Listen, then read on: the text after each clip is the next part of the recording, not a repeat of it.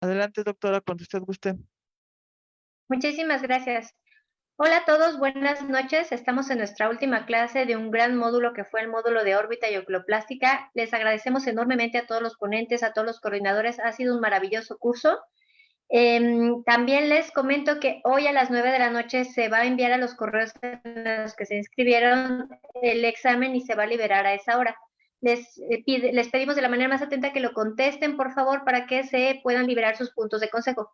Doctora Magleni, como siempre, muchísimas gracias por su apoyo, por todo su esfuerzo de estar siempre aquí conmigo ayudándome en cualquier vicisitud que se presente.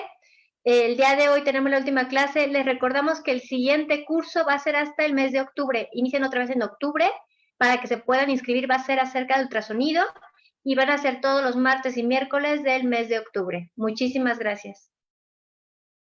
Gracias a usted, doctora Elisa, y también agradeciendo a la doctora Maricruz Contreras, presidente de la Asociación de Órbita y Oculoplástica, y bueno, también en este caso a los doctores, el doctor Luis Venegas y la doctora Adriana Velasco por su participación y todo el esfuerzo que han hecho por estar acompañándonos en estas sesiones. Doctora Eli, un gusto siempre platicar y estar con usted. Y también agradeciendo a la doctora Silvia Moguel, que en esta ocasión no pudo estar con nosotros, pero que también les envía saludos y sus agradecimientos por estar participando con nosotros. Doctora Adriana, la dejo que demos inicio a la última sesión. Doctor Luis, muchas gracias. Muchas gracias a usted. Gracias, doctora Elisa. Doctora, muchas gracias. Bueno, pues hoy, el día de hoy, tengo el gusto de presentar a mi colega, amigo, el doctor Luis Venegas González. Él nos está dando esta plática desde Chile, desde Santiago, bueno, desde Valparaíso. Él es oftalmólogo de la Universidad de Valparaíso, Chile. Hizo después la sub de oculoplástica en el CONVAL, en Conde de Valenciana, en Ciudad de México, y es además actualmente vicepresidente de la Sociedad Chilena de Oculoplástica. Con él vamos a ver el día de hoy el tema de cómo sospecho un tumor orbitario.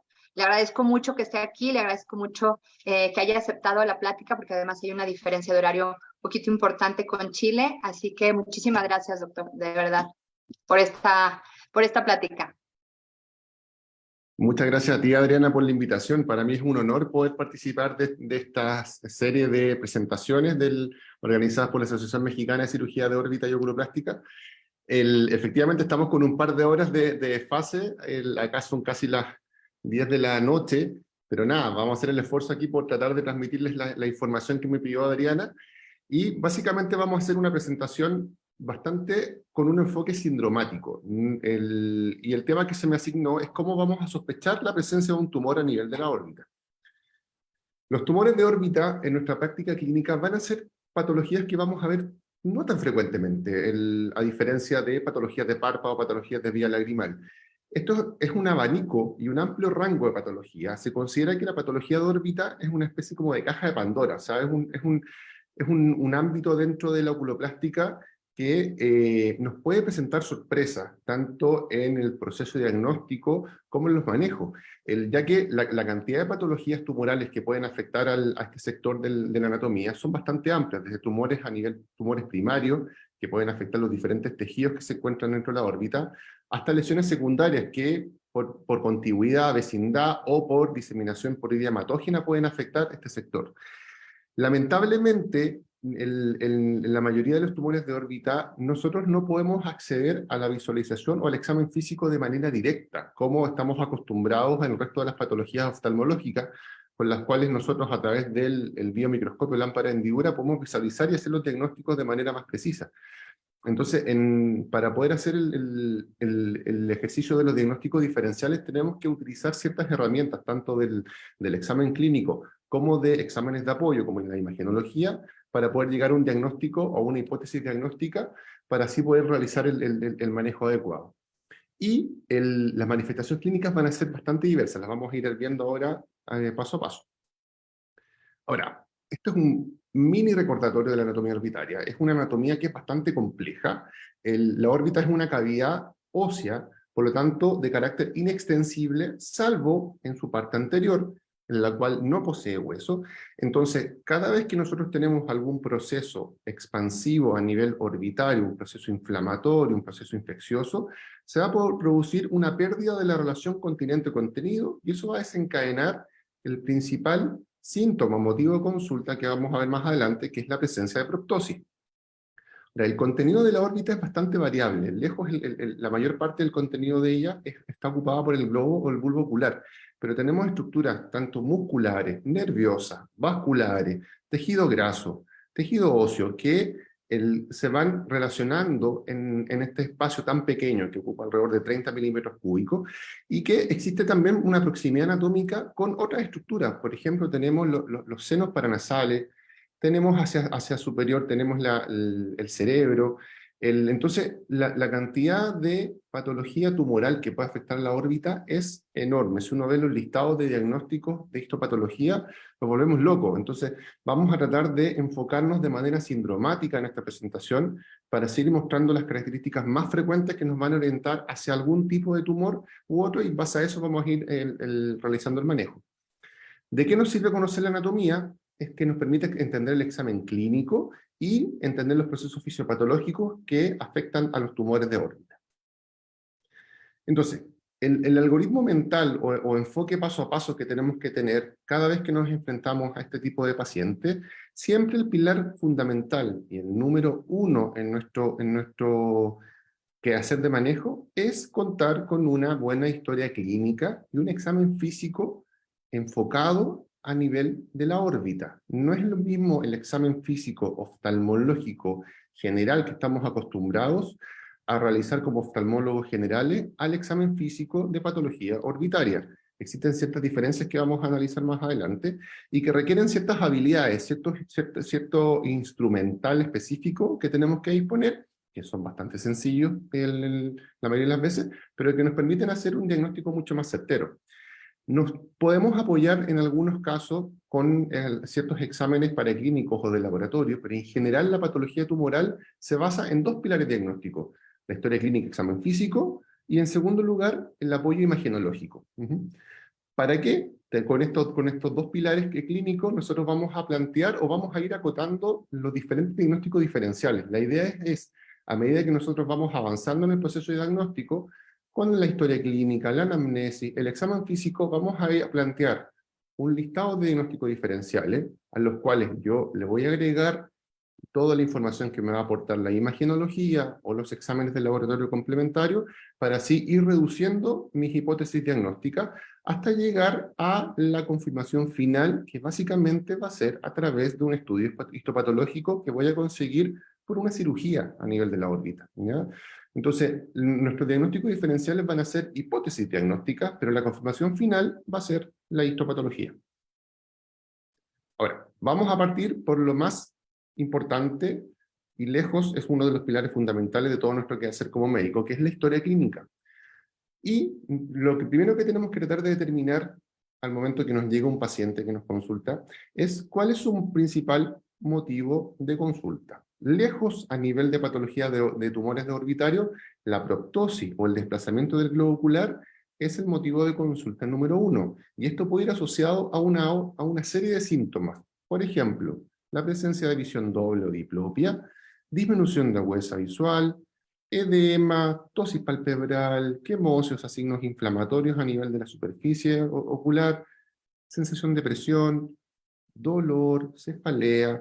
En general, la proptosis es uno de los motivos de consulta que a nosotros nos tiene que alertar o nos tiene que hacer todo el proceso mental para poder descartar la presencia de un tumor intraocular.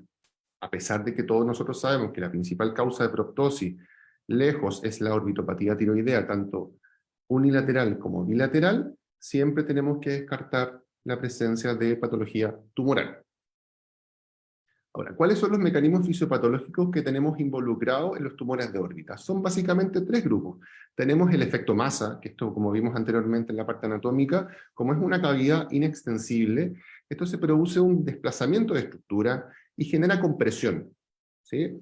Lo cual va a generar, por ejemplo, que el globo ocular cambie su posición anatómica, se anteriorice, se desplace, se desvíe. Y eso, por el mecanismo de compresión, puede generar también alteración a nivel funcional del globo ocular. Y eso se va a manifestar por cambios en nivel de agudeza visual, campo visual, visión de colores, los reflejos. Tenemos diversos déficits neurosensoriales como alteraciones de la motilidad ocular, presencia de disestesia, hipoestesia, hiperestesia, que se van combinando junto con algunos síntomas o mecanismos fisiológicos que van a acompañar el efecto inflamatorio, ¿sí? Que si bien no es tan típico de los tumores y nos pueden hacer pensar en otros diagnósticos, por ejemplo, los cuadros infecciosos, siempre los tenemos que tener en mente. Por ejemplo, síntomas inflamatorios serían inyección conjuntival, presencia de quemosis, presencia de edema palpebral. Ahora, ¿cuál es la diferencia en los síntomas inflamatorios de la patología tumoral versus la patología inflamatoria, como por ejemplo un pseudotumor orbitario o patología infecciosa, una celulitis orbitaria? Es el perfil temporal, ¿sí? En general, la mayoría de los tumores de órbita tienen un perfil subagudo, por el paso de meses, semanas, meses, incluso algunas patologías que duran años, a diferencia de la patología de índole inflamatorio o infeccioso, que son en días, semanas, ¿sí? Entonces, eso es uno de las características netamente para la anamnesis que nos puede orientar a sospechar una patología tumoral. Entonces, dentro del abanico de síntomas y signos, estos van a depender de la naturaleza, o sea, el tipo de lesión y cuál es su ubicación, ¿ya? En general, por ejemplo, aquí les puse algunos ejemplos típicos. Las lesiones que son de carácter neurogénico, por ejemplo, los meningiomas, los gliomas, los schwannomas, en general se caracterizan por una pérdida, un compromiso a nivel visual importante, y también por el efecto masa. A diferencia de los trastornos linfoproliferativos, que tienen un efecto masa, pero mucho menos marcado, y tienen poco déficit funcional. O sea, los pacientes respetan habitualmente su nivel de agudeza visual en las fases iniciales, no tienen mucho compromiso de la motilidad ocular, etc.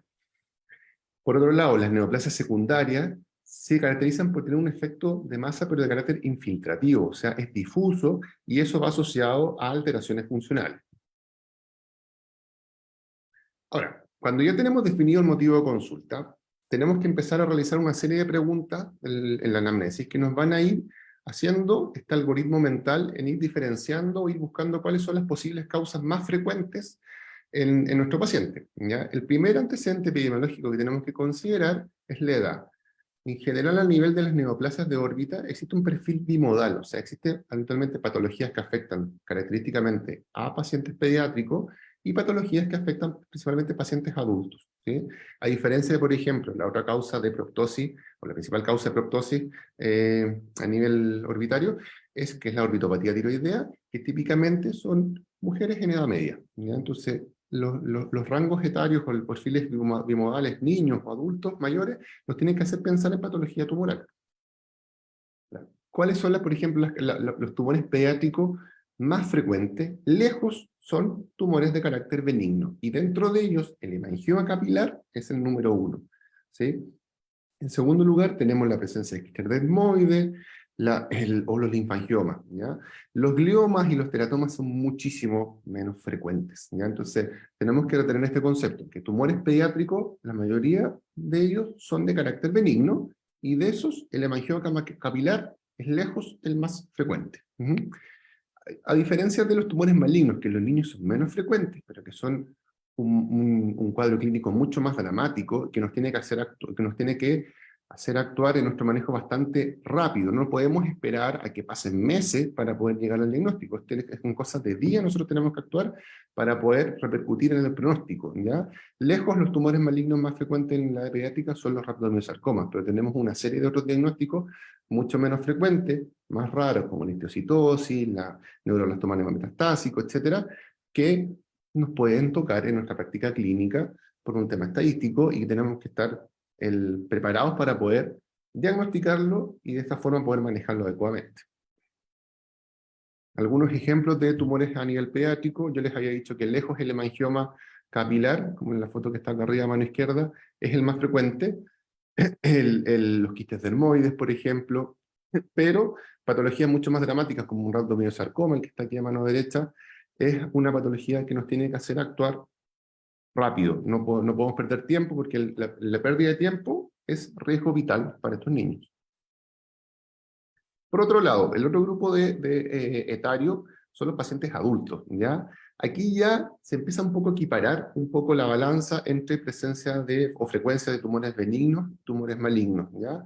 Dentro del índole de la patología benigna en los adultos, los hemangiomas cavernosos son el diagnóstico más frecuente. En segundo lugar tenemos los meningiomas, empiezan a aparecer la patología vascular, o las malformaciones vasculares, que si bien no entran dentro de la patología tumoral, como a nivel orbitario se produce un conflicto de continente-contenido, se manifiestan clínicamente con proptosis, entonces lo tenemos que tener en mente. Y otros diagnósticos como el adenoma pleomorfo a nivel de la glándula lagrimal, mucosel, schwannomas, ¿ya? Por el lado de los tumores malignos, lejos la patología linfoproliferativa es el diagnóstico más frecuente que tenemos que tener en mente a nivel de los adultos. Y en segundo lugar, las patologías a nivel tumoral maligno de la glándula lagrimal, como el carcinoma adenoide quístico, o patología por vecindad, compromiso de vecindad, patología de senos paranasales o la metástasis.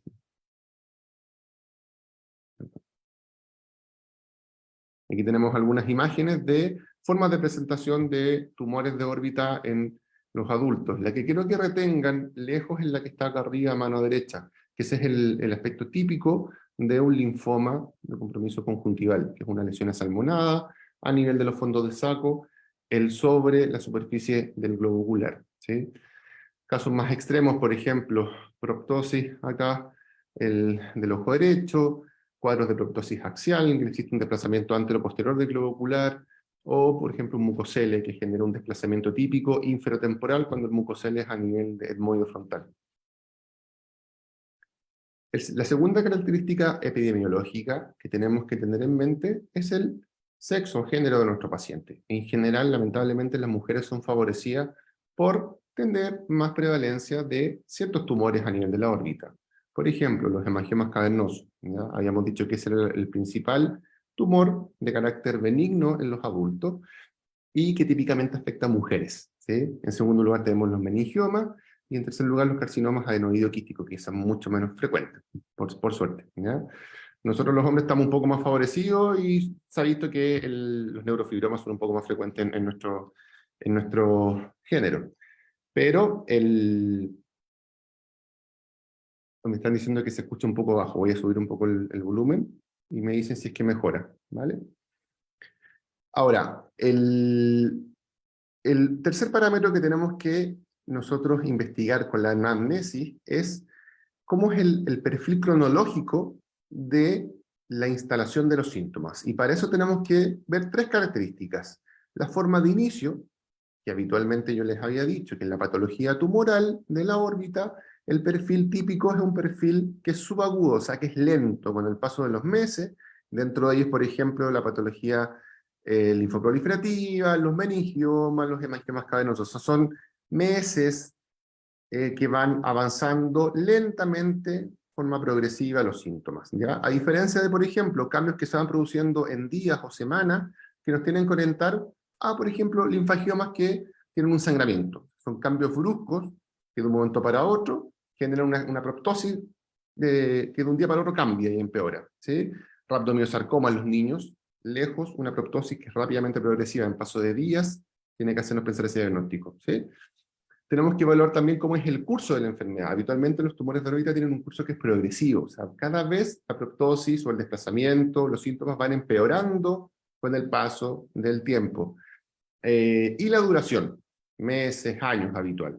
Ahora, muchísimas veces, cuando uno le pregunta, ¿cuándo notaste estos cambios a nivel del globo ocular, del ojo, la proptosis, el exoftalmo? Los pacientes en muchas ocasiones no lo recuerdan. Entonces nosotros tenemos que recurrir a la búsqueda del aspecto físico a través de fotografías antiguas. Decimos, tráigame fotografías hace un año, hace 6 meses, hace 5 años, y en eso nosotros podemos determinar en qué momento se produjo este cambio y empezaron a aparecer los signos a nivel del examen físico, y que eso es un dato súper importante porque nos puede orientar al tiempo de evolución y que también nos orienta a si es una patología de carácter benigno o patología de carácter maligno, ¿ya? En cuarto lugar, por anamnesis tenemos que buscar la presencia de antecedentes mórbidos previos. Y aquí son dos los antecedentes que quiero que retengan. En primer lugar, antecedente de cánceres en otros sectores del cuerpo.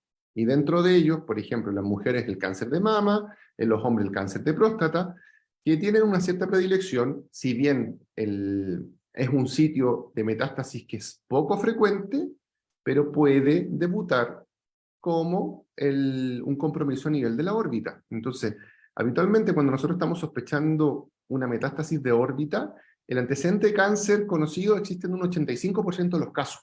¿Sí? O sea, cuando nosotros tenemos un paciente que tiene cualquier síntoma a nivel de la órbita, tosis, baja de visión, edema, quemosis, y tiene un antecedente de cáncer, tenemos que descartar la presencia de una metástasis de órbita. ¿Sí? Por otro lado, otro antecedente importante es el antecedente de cirugía a nivel nasal o trauma a nivel maxilofacial, ¿sí? Que nos puede orientar, por ejemplo, a patología de invasora a nivel de la órbita, tumores malignos, o mucosele, que es patología benigna, pero que se puede manifestar a nivel de la órbita. Vamos a pasar ahora al examen físico. ¿Cuáles son las características que vamos a orientar en nuestro examen orbitario? Primero tenemos que mirar, y para eso vamos a inspeccionar, vamos a evaluar externamente cómo son los anexos que rodean a nuestro globo ocular. Tenemos que ver características, cuál es el aspecto, cuál es el color, cuál es la textura de la piel periocular. Vamos a tocar, tenemos que palpar el reborde orbitario, buscando masas. Tenemos que buscar presencia de adenopatías en los territorios de drenaje linfático a nivel de la cara. Y podemos nosotros delimitar o encontrar presencia de tumores que se ubican en la parte más anterior de la órbita y que esos son tumores que van a ser palpables al examen físico, en su mayor parte. Por ejemplo, mucosele, típicamente los tumores que comprometen la glándula lagrimal, son palpables, a veces visibles. A través del examen físico podemos evaluar el lóbulo palpebral a través del fondo de saco ahí superotemporal. Los quistes dermoides en las zonas de suturas a nivel de la unión de los huesos en la órbita, los linfomas conjuntivales como les mostré en la imagen anterior, etc. A diferencia de las masas que son más profundas, o sea, masas retrooculares, en los cuales no las vamos a poder palpar, pero sí vamos a poder hacer una maniobra que se llama retropulsión, que es la compresión del globo ocular con los párpados cerrados y sentir el nivel de resistencia que se ejerce a la compresión del globo ocular. ¿Sí? Cuando existe una masa posterior, existe una resistencia aumentada, se siente aumentado, como que cuesta empujar el globo ocular hacia posterior. Las características de la palpación. Yo les dije que tenemos que palpar el reborde, tenemos que palpar la búsqueda de masas a nivel de la órbita anterior.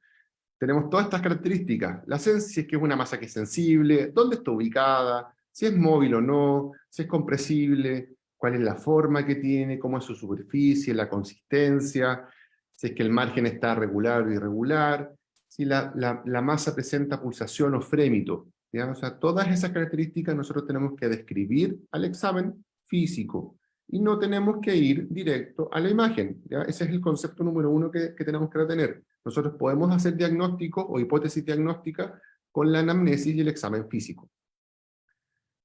Vamos a pasar ahora al punto número 3 del examen físico, que es un examen que es bastante específico de la patología de órbita, y que es la medición del exoftalmo del grado de proptosis, que se llama exoftalmometría. ¿Sí? Para esto, nosotros podemos necesitar unos instrumentos especiales que se llaman exoftalmómetro. Existen diferentes tipos. Lejos el más frecuente y difundido, el exoftalmómetro de Hertel, el cual evalúa el grado de proyección del globo ocular respecto al reborde orbitario lateral. ¿Sí? En general los rangos de valores normales dependen de la población, de la etnia, pero en general se dice que los valores van entre 14 y 21 milímetros para considerarse normal, pero más que el valor en sí neto, lo que importa es si existe alguna diferencia mayor o igual a 2 milímetros entre un globo y otro. ¿Sí? Ese es uno de los signos de alerta que a nosotros nos tiene que hacer sospechar la presencia de un tumor de órbita o un enoftalmo, que es el efecto contrario. Pero si nosotros no contamos con el equipo específico que es el exoftalmómetro, podemos realizar una evaluación subjetiva del grado de proptosis tomando una fotografía desde la mirada inferior y vemos la proyección de los vértices corneales entre ambos ojos y hacemos una comparación. Lo normal es que debiesen estar a la misma altura. En este caso, el ojo izquierdo está proyectado mucho más hacia anterior. Entonces, con esa fotografía, que es un examen gratuito, necesitamos solamente un teléfono, una cámara fotográfica, y pedirle al paciente que ponga una determinada posición de su cabeza, podemos evaluar el grado de proptosis de uno de los ojos.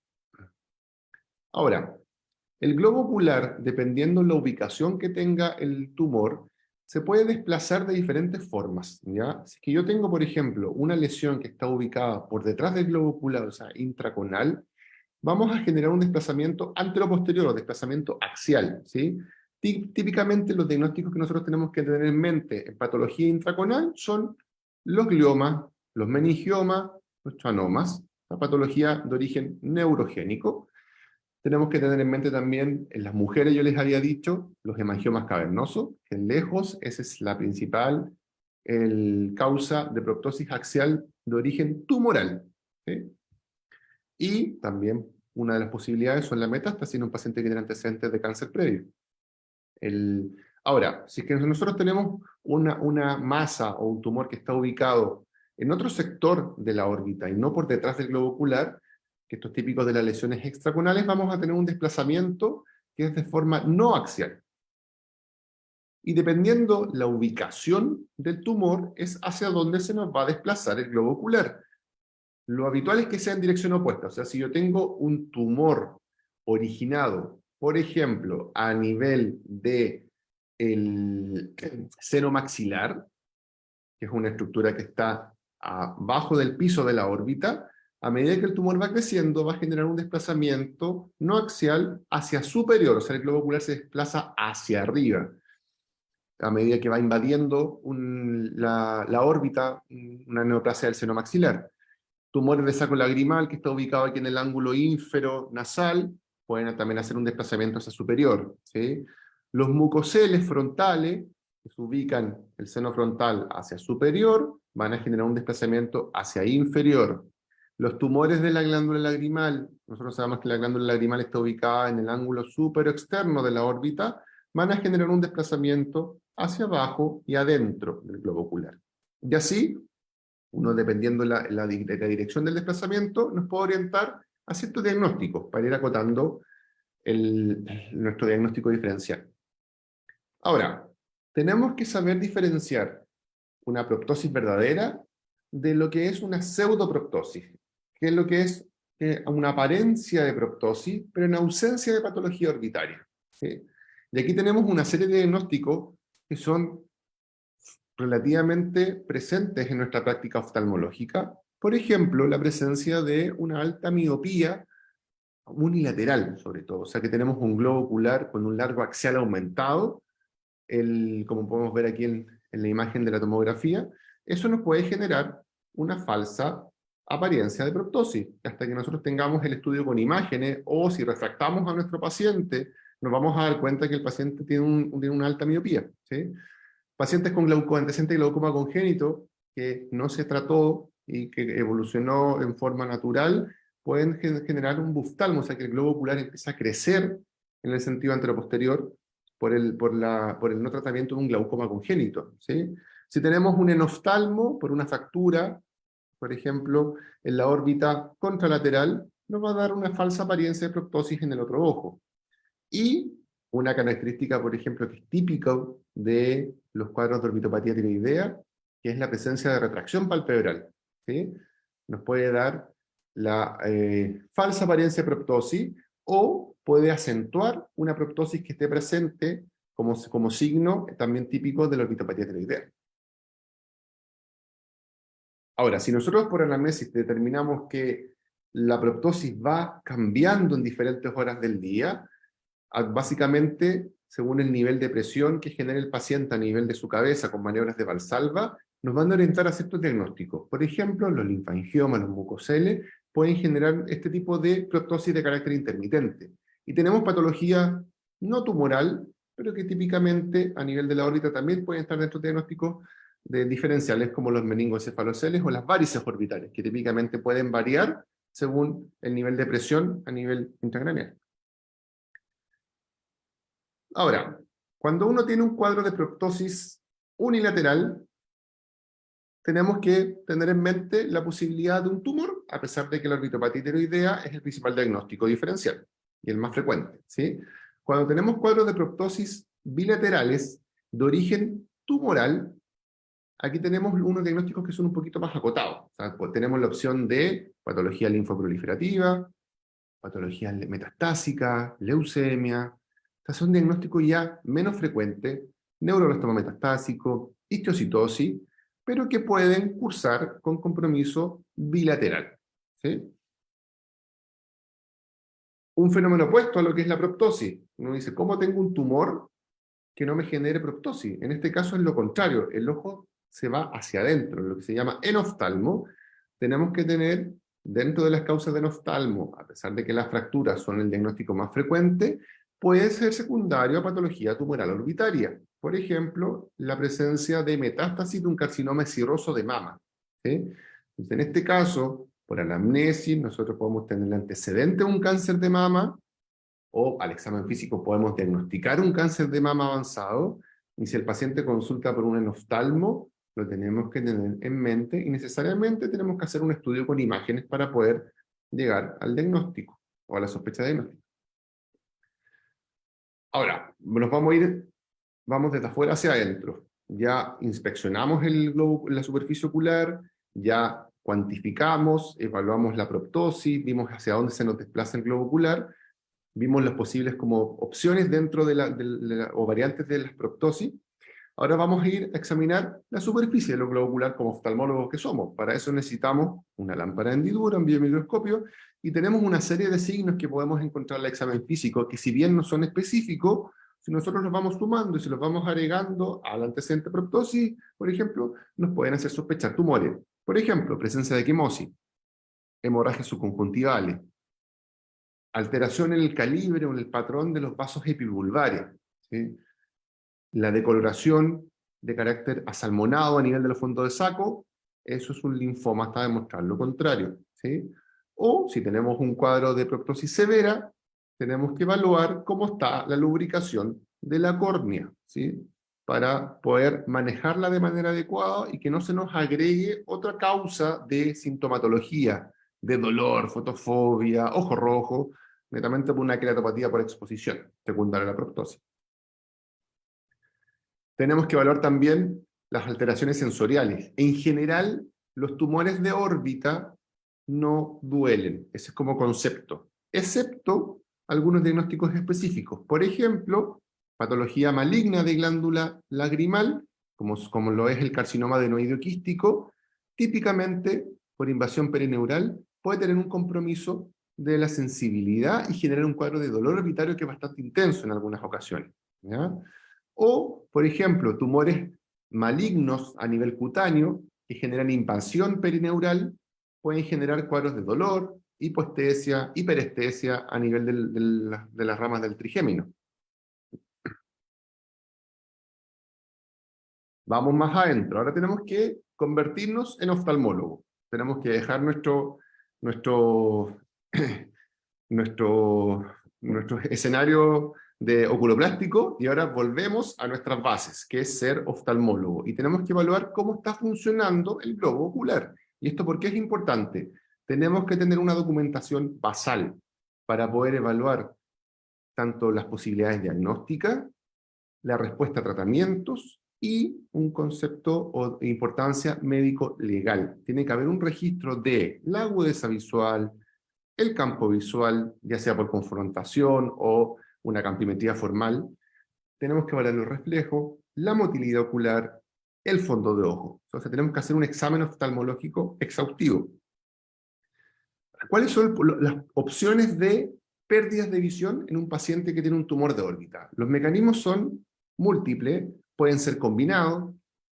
Por ejemplo, por un mecanismo de compresión a nivel posterior del globo ocular, puedo generar un error refractivo, o sea, una hipermetropía inducida por una disminución del largo axial del globo ocular, una compresión posterior. Si tengo un tumor a nivel de la órbita más anterior, que genera una ptosis mecánica, puedo generar un astigmatismo corneal por compresión, ¿sí? Tenemos también mecanismos de oclusión del eje visual por inducción de ptosis palpebral, compresión del nervio óptico, que esos son los mecanismos más complejos de manejar, ya sea por mecanismos en neuropatía ópticos compresivos o infiltrativos, alteraciones del film lagrimal o queratopatía por exposición. O sea, es una combinación de mecanismos que pueden desencadenar el compromiso de la huesa visual. Tenemos que evaluar la motilidad. Aquí el paciente nos puede referir el síntoma de diplopia binocular, o nosotros al examen físico nos podemos percatar de limitaciones en los movimientos del globo ocular, ¿sí? Si es que el paciente no refiere diplopia y nosotros vemos una alteración de la motilidad, eso es lo que nos traduce que el cuadro clínico lleva meses o años de evolución, ¿sí? Se ha ido compensando y eso ha ido generando la ausencia de diplopia. A diferencia de los cuadros que son de inicio más rápido, semanas, días, que pueden generar cuadros de diplopia muy sintomáticos. Tenemos que examinar el fondo de ojo.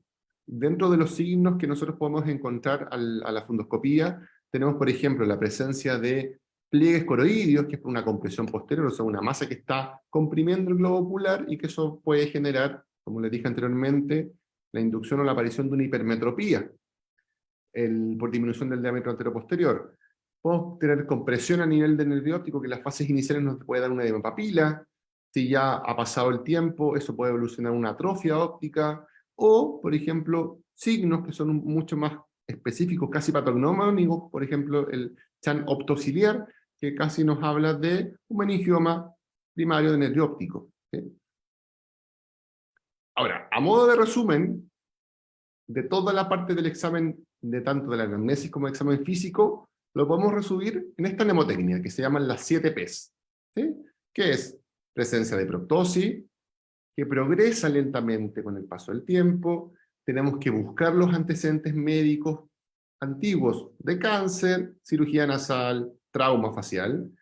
La presencia de dolor, dijimos que no es típico de los tumores de órbita, sí, de otras patologías, por ejemplo la patología inflamatoria, la patología infecciosa, sí pueden tener dolor, a diferencia de los tumores que dan ausencia de dolor en ciertos diagnósticos, ¿sabes?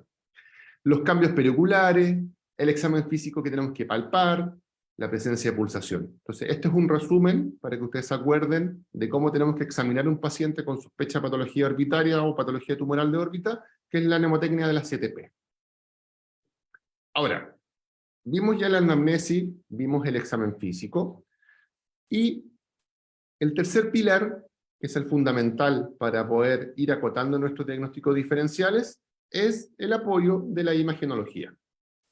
Tenemos diferentes herramientas imagenológicas. Lejos las más utilizadas para poder acotar nuestro diagnóstico son la tomografía de órbita y la resonancia de órbita, ¿sí? El ecodoppler orbitario también existe, está descrito ciertas características de tumores, sobre todo mientras más anterior sean los tumores, es más fácil poder evaluarlos por vía ecográfica, pero es muy operador dependiente, ¿sí?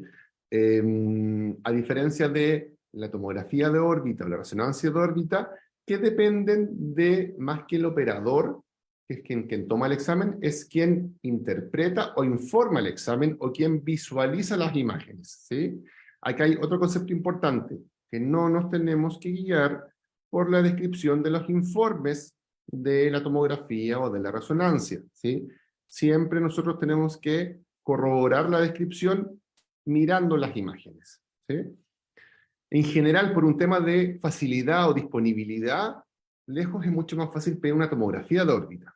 Y la información que nos va a entregar va a ser bastante importante, pero existen ciertos diagnósticos, por ejemplo, las patologías de índole vascular, patologías que comprometen el ápex orbitario, patología de nervio óptico o invasora del sistema nervioso central, que en la cual la resonancia de órbita tiene aporta mayor información para poder hacer el diagnóstico diferencial. O sea, lejos la utilidad de la imagenología es reducir los diagnósticos diferenciales que nosotros planteamos inicialmente en base a la anamnesis y al examen físico, y en segundo lugar nos permite poder planificar nuestro abordaje quirúrgico.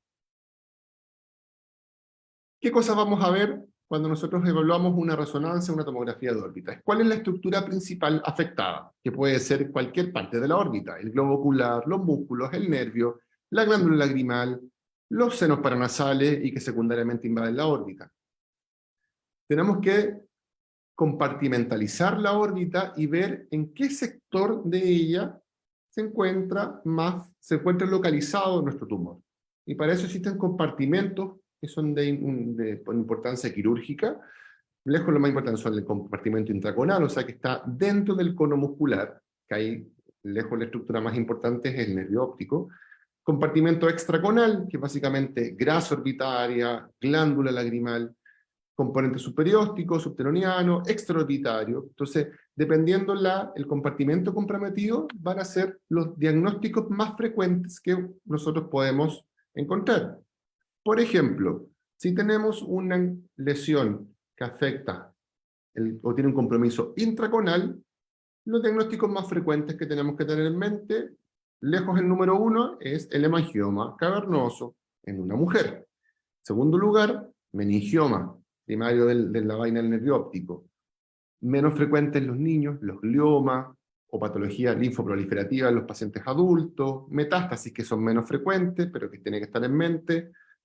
Si tenemos patología extraconal, o sea, por fuera del cono muscular, aparece ya también los hemangiomas cavernosos, los quistes dermoides, patología tumoral de glándula lagrimal, también los linfomas, o sea, se van superponiendo las patologías. No es que los linfomas sean exclusivos de extraconal o intraconal, pero ciertos diagnósticos sí nos van orientando a alguna cierta localización.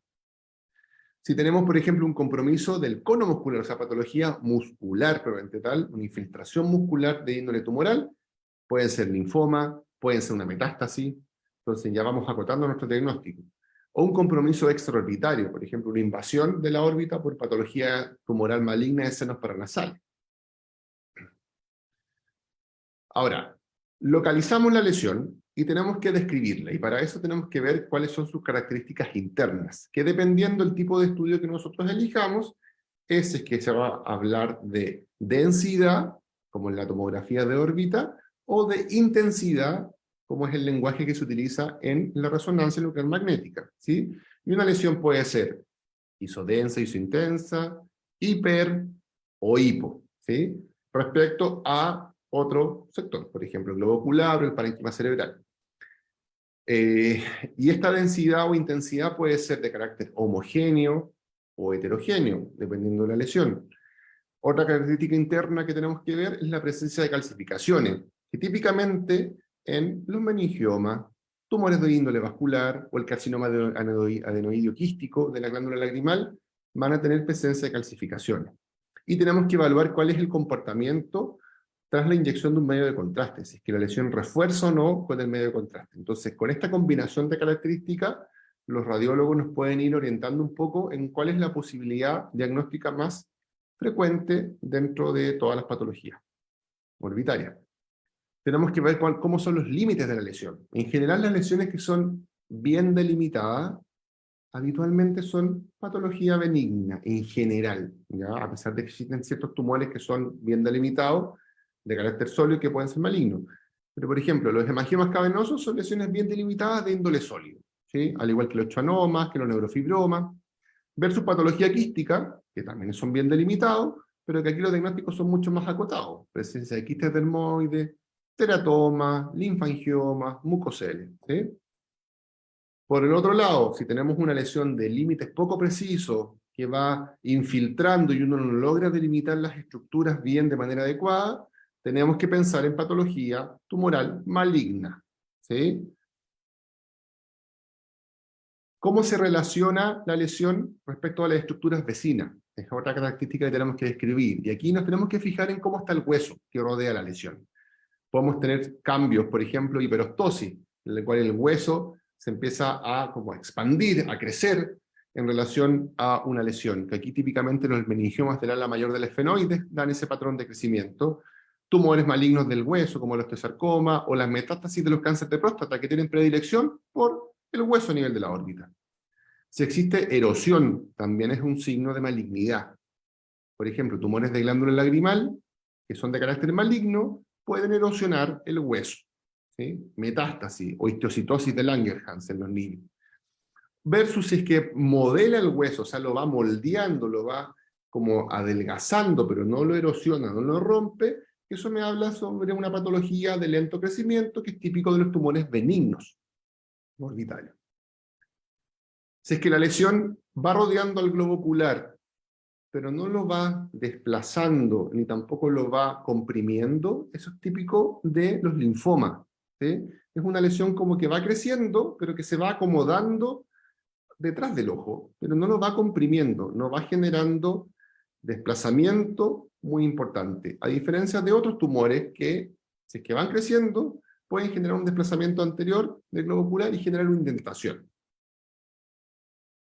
Y por último, la imagenología puede ser que nosotros lleguemos al diagnóstico de un tumor de órbita porque encontramos como un hallazgo en una tomografía, una resonancia de cerebro, paciente que tuvo un trauma maxilofacial y hicieron una tomografía para buscar fractura y le encuentran un tumor, se llega al diagnóstico incidental, un tumor de órbita. Entonces ahí tenemos que hacer todo el diagnóstico diferencial, retomar la anamnesis, retomar el examen físico para tratar de buscar algunos signos que nos orienten hacia patología benigna o maligna.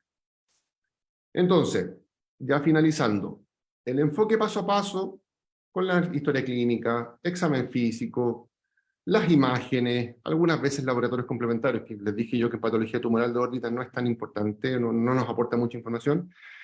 Con eso nosotros vamos a ir acotando los diagnósticos diferenciales para poder manejar a nuestros pacientes. Y lejos, el manejo más frecuente es hacer una cirugía para poder tomar una biopsia, ¿sí? Y con eso nosotros buscamos llegar al diagnóstico final para poder hacer el manejo ya definitivo de nuestro paciente. Que esto va a depender básicamente de la naturaleza del tumor, si es un tumor benigno versus un tumor maligno, el subtipo del tumor, nos va a permitir también elegir cuál es el mejor abordaje quirúrgico para obtener una buena muestra, o poder quitar el tumor por completo, dependiendo del caso, y generar el menor daño posible. Y para eso tenemos que definir si es que la patología requiere una biopsia incisional o una biopsia excisional. Según el tipo de tumor, es cuál es el tipo de biopsia que yo tengo que elegir, ¿sí? Por ejemplo, patología linfoproliferativa, tengo que hacer una biopsia incisional, o sea, tomar una muestra del tumor para tener el diagnóstico y enviarlo a estudio complementario con inmunohistoquímica, etc. Y con eso luego se hace el manejo, no es un tratamiento quirúrgico. A diferencia de, por ejemplo, los tumores benignos de glándula lagrimal, el adenoablomorfo, que requiere un tratamiento excisional por completo, ¿sí? Entonces, las opciones de tratamiento son múltiples. En algunos casos podemos observar, por ejemplo, los hemangiomas capilares de los niños, que no generan tosis, que no generan proptosis, que no generan riesgo de ambliopía. Podemos ir observarlo con el paso de los meses. Los quistes dermoides, que son pequeños y que no molestan, no generan tosis mecánicas, etc.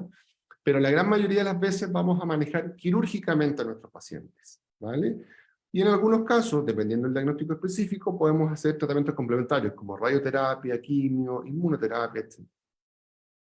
Entonces, como mensaje final, si bien la patología de órbita tumoral es una caja de Pandora, yo dije que la cantidad de diagnósticos que podemos tener en mente son muchísimos, si nosotros conocemos de manera adecuada la anatomía de la órbita y hacemos un adecuado enfoque de paso a paso, evaluando el examen físico, la anamnesis, laboratorio, imágenes, y luego lo confirmamos con la histopatología, vamos a llegar a un diagnóstico final. O sea, nosotros no tenemos que tener un diagnóstico preciso final netamente por anamnesis. Necesitamos tener este proceso mental para poder llegar a él, ¿sí? Suena fácil, pero no siempre es así. Algunas veces nosotros pedimos las imágenes y que miramos la imagen y quedamos igual, con la misma duda que teníamos antes de pedir la imagen. Entonces, la idea es animarlos a estudiar estas patologías. Son patologías que no son tan frecuentes, pero que nos van a llegar a cierto tiempo en nuestra práctica, para así poder manejar adecuadamente a nuestros pacientes. Muchas gracias. Muchísimas gracias, Luis, por tu plática. La verdad es que es sumamente ilustrativa, clara, precisa. Tu enfoque paso a paso me parece genial porque te puedes perder, ¿no?, en el diagnóstico de una entidad tan amplia como son los tumores orbitarios. Creo que, como bien lo dijiste, la clínica es imprescindible para poder localizar dónde se encuentra el tumor, incluso antes, y tener una sospecha diagnóstica, incluso antes de pedir un estudio de imagen para saber qué es lo que vas a pedir y orientado, cómo lo vas a orientar dentro también del tratamiento. Entonces, la verdad es que pues muy, muy buena tu plática, complicada, tema largo, así que me encantó también bueno, es muy importante recordar las 7 Ps para los que son residentes, para los que estamos viendo o no vemos tan seguido tumores orbitarios. Y este tema como de regresar a nuestras bases me parece sumamente importante, no nada más regresar a nuestras bases de oftalmólogos, sino en estos casos de tumores de órbita que están muy relacionados con otro tipo de enfermedades, con otro tipo con metástasis, con neoplasias, es regresar a nuestras bases incluso de medicina general para poder pensar en la posibilidad. Si uno no piensa en un diagnóstico raro, nunca o sea, no le vas a atinar a un diagnóstico si tú no tienes en la cabeza esa posibilidad. Entonces, pues la verdad, buenísima tu plática. Agradezco muchísimo desde Valparaíso, Chile, que nos hayas hecho el honor de dárnosla. Para mí, de verdad, es un gusto, es un honor verte, escucharte y más agradecida aún con lo lejos que estás y con lo ocupado que siempre estás. Así que, amigo Luis, de todo corazón, muchas gracias y muchas felicidades por tu plática. Ya, un placer. Vamos a ver, ahorita nada más, todo el mundo está felicitándote, obviamente, por tu super plática. Nada más déjame ver si, me parece que sí hay algunas preguntas. La verdad es que todos los médicos y participantes en general del módulo han sido excelentes. Aquí hay una, ¿qué campimetría sugiere solicitar en sospecha de un tumor orbitario?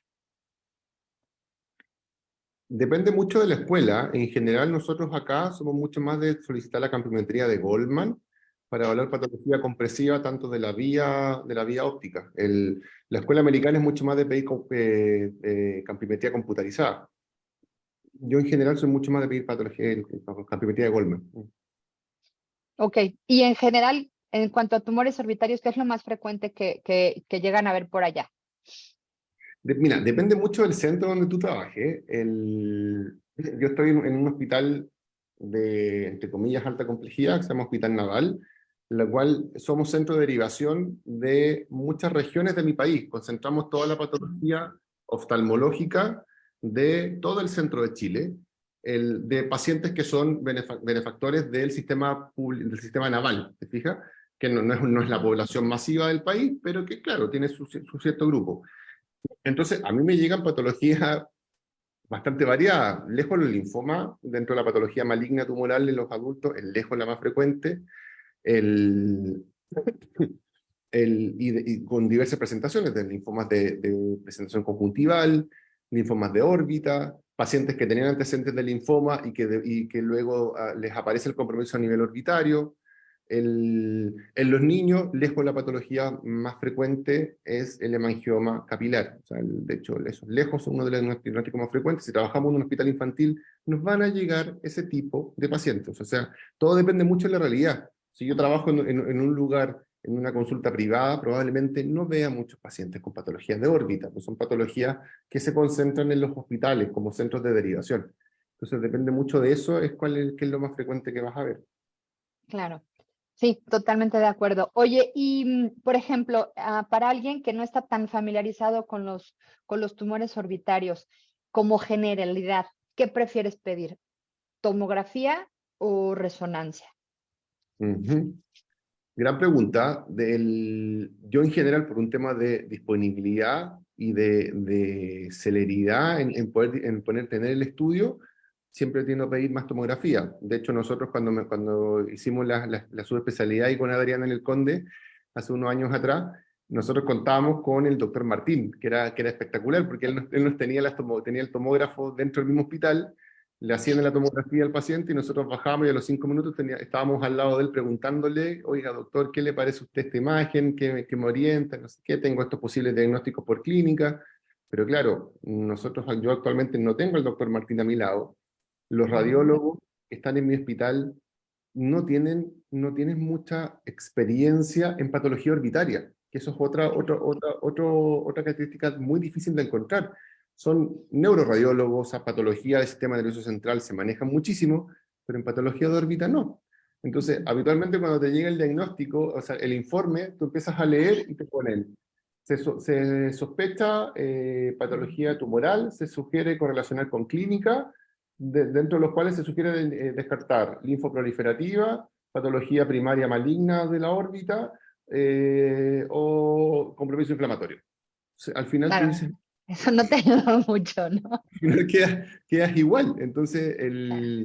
la idea es tratar de contar con algún radiólogo que tenga experiencia o al menos que tenga las ganas de poder ayudarte y tú retroalimentarlo con la parte clínica. Los radiólogos recién ven las imágenes, pero no tienen los antecedentes, ni la edad del paciente, la forma de presentación, qué síntomas tuvo, que vimos en la plática, que es súper importante para poder ir acotando el diagnóstico diferencial. Claro, e incluso algunos radiólogos nos solicitan poner cuando sospechas un tumor orbitario, más o menos clínicamente cuál sería tu sospecha diagnóstica, ¿no? Para que también ellos puedan buscar de forma intencionada o poner alguna ventana intencionada para que puedas ver mejor lo que estamos Así buscando, es. ¿no? Si nosotros no ponemos la hipótesis diagnóstica principal que queremos descartar, el radiólogo no la va a Está informar y no perdido. la va a buscar. Entonces, Ujú. tenemos que ser bien precisos en la solicitud del examen. Tomografía computada de órbita con, con contraste. Habitualmente la patología tumoral o vascular necesitamos contraste para evaluar cómo refuerza la lesión. Con ventana para tejidos blandos, ventana para tejido óseo, cortes axiales, coronales, sagitales, etcétera. O sea, tenemos que detallar porque nos va a pasar, dependiendo del centro donde nosotros pidamos las imágenes, es qué tanto cortes nos van a poner, ya sea en el disco o van a cargar en una nube de imágenes. Ujú. De repente nosotros necesitamos cortes coronales y te ponen cortes solamente axiales Claro. Ujú. y tal.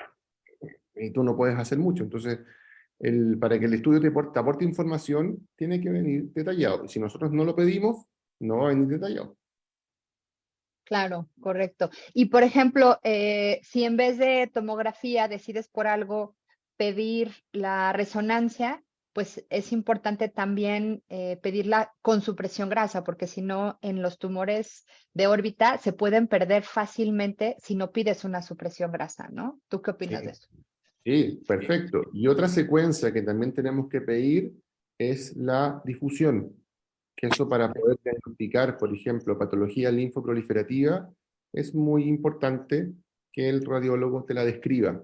¿Sí? Es casi como tener una biopsia sin biopsia, Ujú. pero no en todos los protocolos de resonancia te los incorporan. Claro, entonces hay que ser muy específicos en cómo pedir el estudio para tener los resultados que nosotros queremos ver y donde queremos buscar, ¿no? Que a veces eso puede ser un poquito complicado. Ujú. Estudios de inmunología a solicitar en un linfoma. Y bueno, antes te dicen diagrama de flujo bien estructurado, súper didáctico, la verdad es que es cierto. Y para linfoma, cuéntame, ¿cómo más o menos qué panel pides?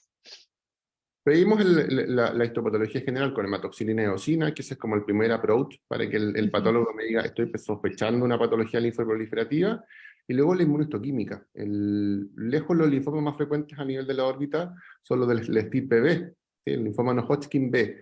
Entonces, ahí el patólogo es el que te va a orientar. Ellos tienen baterías específicas para poder hacer todo como el algoritmo diagnóstico para poder llegar a el subtipo de linfoma específico. ¿Sí? Pero con inmunohistoquímica y una buena comunicación con el patólogo, lo mismo que con el radiólogo, vamos a poder aportar la información. Si nosotros le enviamos solamente la muestra en formalina y no le decimos al radiólogo que estamos, o sea, al patólogo que estamos sospechando un linfoma y la muestra se tiene que enviar en fresco para poder hacer la inmunohistoquímica, vamos a perder la información de la biopsia. ¿Sí? Y vamos a tener Claro. que nuevamente someter al paciente a una anestesia general para poder tomar una muestra adecuada con la morbilidad que implica eso, para recién poder tener el subtipo del linfoma. Claro, y como decimos aquí en México, el que no busca no encuentra. Así, no sé si allá también dicen eso. ¿No? Ok, pues muchísimas gracias, Luis. Descansa, que tengas una feliz semana. Con esto damos término a los cursos. por favor, esperen el correo, como ya bien les había mencionado la doctora, para poder contestar el examen. También tú, Luis, para que tengas tus puntos curriculares, por favor. Y pues agradeciendo a todos los que nos están escuchando y viendo a través de no solo de Zoom, sino de Facebook. Doctor Luis Venegas, desde Chile, muchísimas gracias otra vez. Un gran abrazo a ti y a toda Abrazo tu a todos familia por ustedes. allá. Muchas gracias. Saludos a todos. Buenas noches. Gracias, Luis. Bye Chao, bye. chao.